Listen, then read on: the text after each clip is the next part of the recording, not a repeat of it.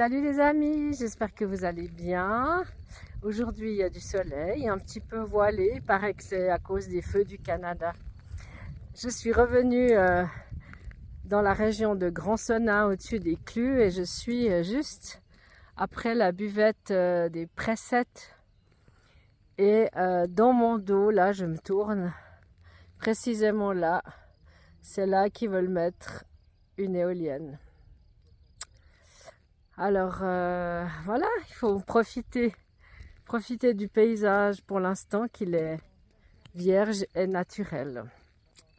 Alors je vous souhaite un bon dimanche, enfin un bon lundi, surtout lundi de Pentecôte. Et puis à bientôt, salut!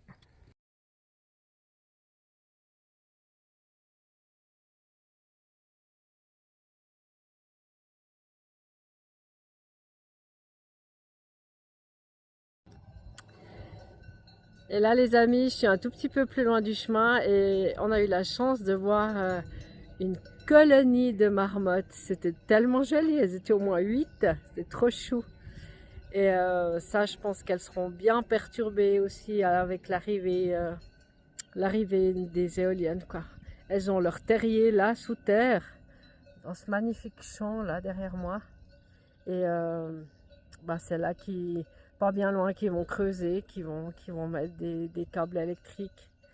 C'est une catastrophe environnementale et sanitaire, hein, vraiment. Voyez, regardez comme c'est beau. De la nature à profusion.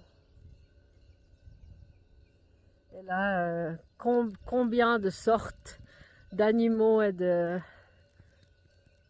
d'insectes, d'oiseaux vont être dérangés par cette éolienne, en tout cas une. Je pense qu'elle alimentera les fermes qui sont ici, donc il y aura des câblages forcément sous terre. Et ça va certainement détruire de nombreuses galeries de marmottes et les vibrations de l'éolienne. Je sais pas ce que ça fera par rapport à ces marmottes, quoi, qui sont au paradis ici pour l'instant. C'est dramatique aussi de se dire que tous les politiques soi-disant vertes, écologistes, ne se battent pas contre ce problème-là.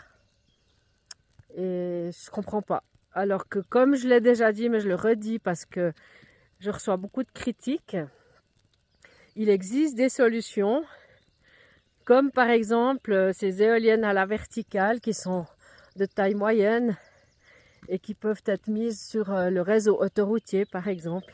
Si tout le réseau autoroutier était recouvert d'éoliennes et de panneaux solaires, à mon avis, il n'y aurait pas besoin de mettre ici, quoi.